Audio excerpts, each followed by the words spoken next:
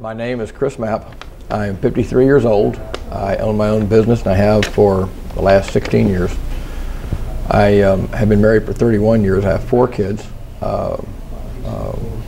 Really been pretty much focused on family and business my entire life.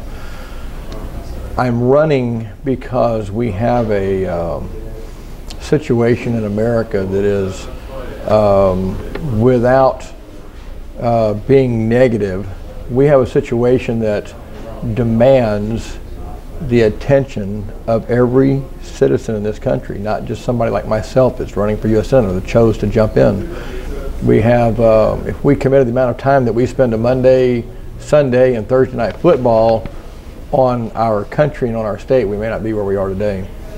The thing that actually compelled me to run is just like your father taught you, or my father taught me, or you teach your children if you have kids, and just as my grandfather taught my dad, and the same as your grandfather probably taught your dad, the one obligation you have in this country is to go vote. Your duty is to every election to go vote, whether you like what's happening or you don't like what's happening. That's your obligation.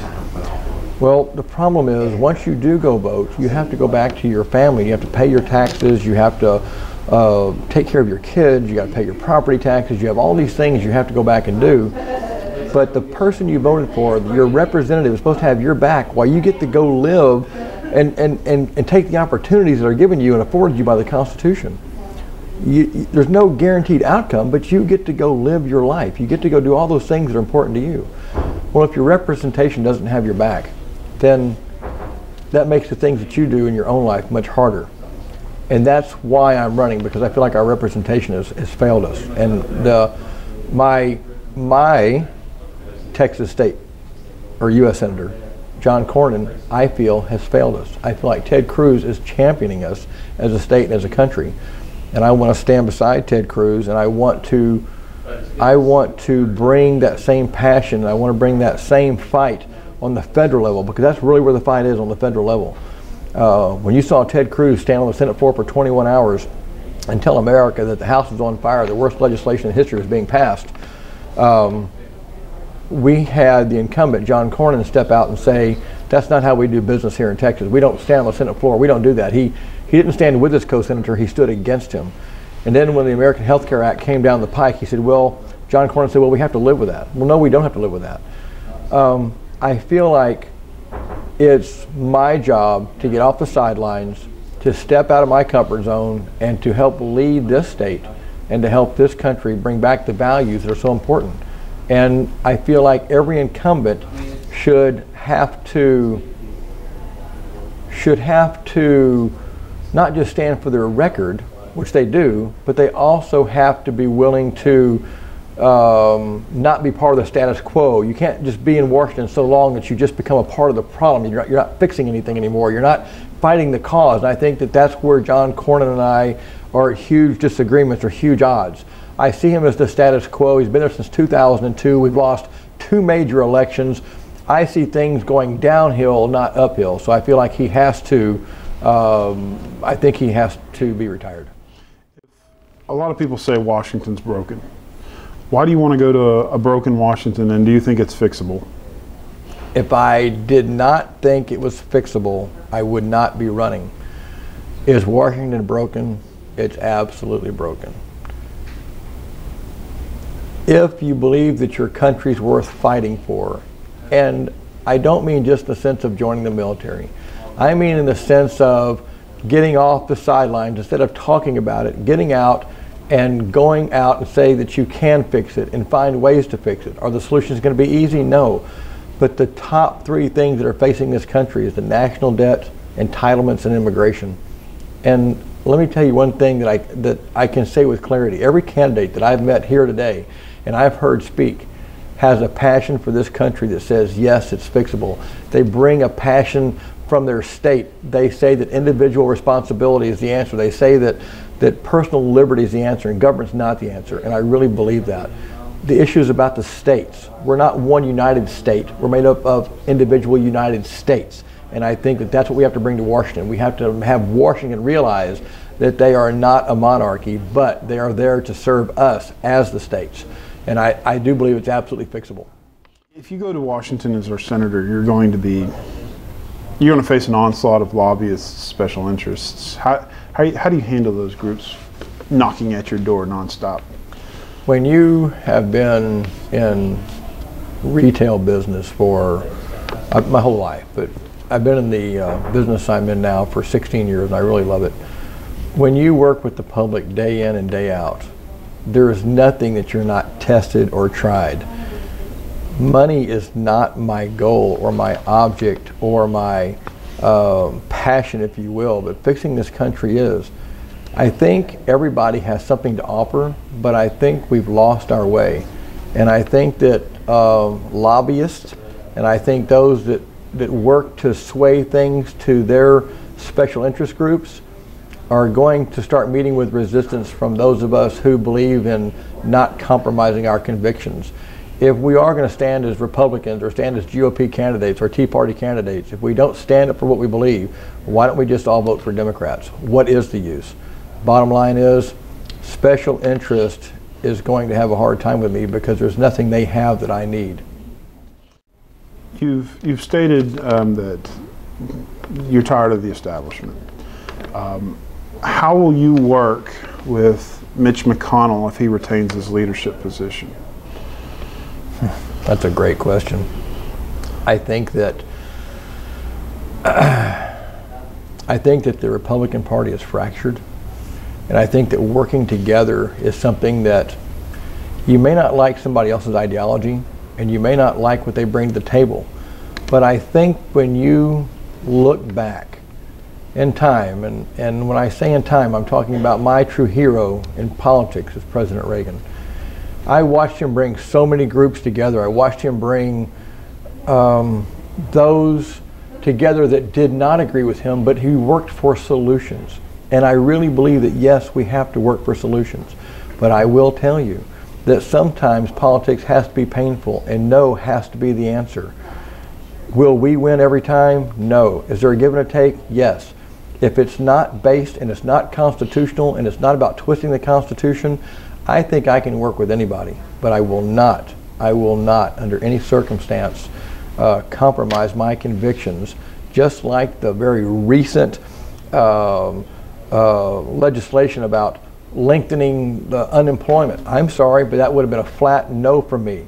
And I would have looked right in the camera and I would have said, get off your dead ass, go out and get a job because your money is going to run out in just a matter of weeks. I would not have renewed it. When we're borrowing money from other countries to enable our citizens to not work, I think there's something very wrong with that. And I think that I have news for whether it's McConnell or Reid or Pelosi or anybody else.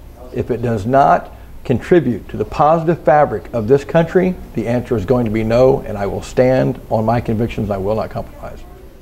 If Syria gets out of control, should we let, or Iran gets out of control, should we get more involved, or should we stay out of it? Should we let Israel preemptively defend itself? I love foreign policy. There's a lot to say and there's a lot not to say. But here's what I will start off with. No matter what happens in this world, this country has to stand by Israel no matter what. Number one key component. We have seen the Middle East, let's see, I'm 53. There's not a time in my life that I can ever remember the Middle East being this sea of peace, if you will. There has always been conflict, whether it's been the West Bank, whether it's been Iran, and I'll be very frank with you, Iran, if they say left, you can count on them going right. They are absolute, they're a country with no integrity as far as I'm concerned. And when President Obama turned his back on those young people who did start to rise up, when he turned their back on them, that hurt this country more than anything. I find that anything this administration has done has only benefited either the Muslim Brotherhood or some other organization that does not like or love America. We do not need to be the world's policeman. That's the first statement I really need to tell you, because that is not our backyard, and it's never going to be settled Should we be standing there strong in support of those who want democracy or want peace? Absolutely, but they have to want it themselves first. You can't help Afghanistan, you can't help Iran, you can't help Iraq unless these individuals stand up and want to fight for their own freedom and for their own dignity and for their own honor and for their own liberty. I'll be damned if our soldiers are going to die over there. My son's been there once. I have a son in the military now. And you know what? Unless you want and willing to die for it, do not ask me to come help you. You prove yourself first, and then we'll discuss it. But as far as I'm concerned, America is not the world's policeman. And that, I hope that answers your question. When it comes to protecting ourselves, many have justified the NSA's collection of metadata of our phone records. Do you think it's unconstitutional? And if so, how do you have any alternative proposals on how to ensure our security? Absolutely. First off, the NSA and what they have been doing, in my opinion, is unconstitutional. Furthermore, Mr. Snowden should be prosecuted, hunted down like the dog he is, and brought back and thrown in jail here in this country. If Mr. Snowden had a complaint about the NSA, the all-powerful NSA, you don't go to a communist or a foreign country to divulge your secrets about the agency that you worked for. So this talk of giving him immunity, if you will, to come back home, I am absolutely opposed to that and would not stand for that for a minute. I will also say that this country, there's not a time of day, a second or a minute that we're all not being videotaped, meaning satellites are in full focus. We have technology in this hotel, we're being recorded everywhere we go.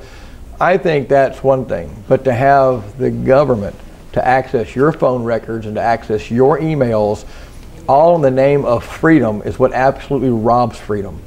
So the NSA, in my opinion, like any other government agency, has to have a check and it has to have a balance. And there's a lot more to talk about with the NSA, but the answer is, bottom line, they have overstepped their bounds. I do expect my country to keep an eye and a tab on things, and I think that to have a system of collecting data or knowing what's happening is important, but the minute you start walking on liberties in the name of protection, I think we've seen that, and I think we called it Germany, and I think it ended up with an SS, and it really ended up badly. It ended up really badly for Germany. I think anytime that you give up your liberties and freedoms for security, you're giving up a falsehood, and the NSA should be reined in immediately. If you could unilaterally add one amendment to the Constitution, whether it's life, term limits, balanced budget, marriage, or even remove an amendment, which would it be? You know, I have actually thought about this question many times, and you know, right here in my pocket, I carry my pocket Constitution everywhere I go, and I read it all the time. And do I have it down to memory? No. Or the Declaration of Independence? No. There is so much that we have to deal with, and just like turning a battleship, you don't turn it in a moment. It takes a long time to turn a battleship. That's where we are today.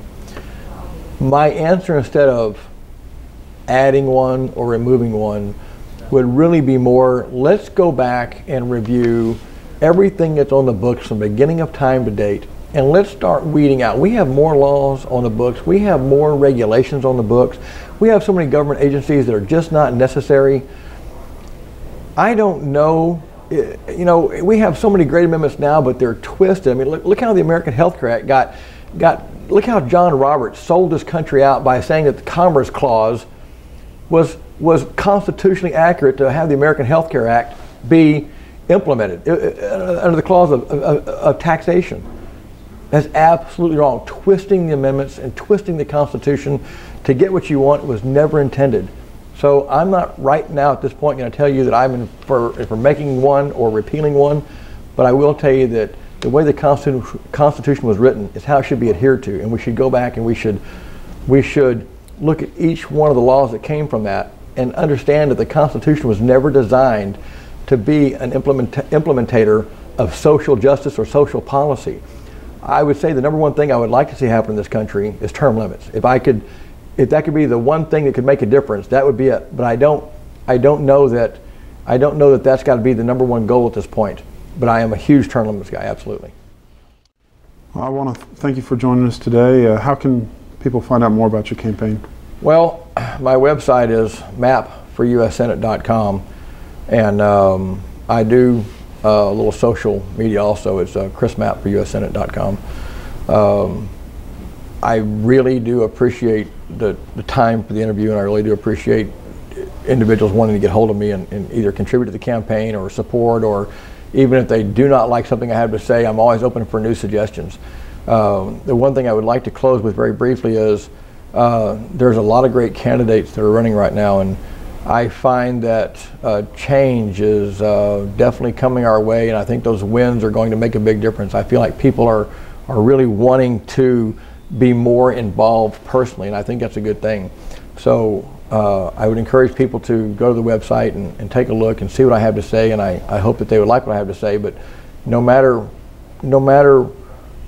what, the main thing I have to stress is to get out and vote and be a part of the process. And whether you like me or you like somebody else, get involved and get interested. That's what's going to save this country. Well, thank you, and best of luck to you. Thank you.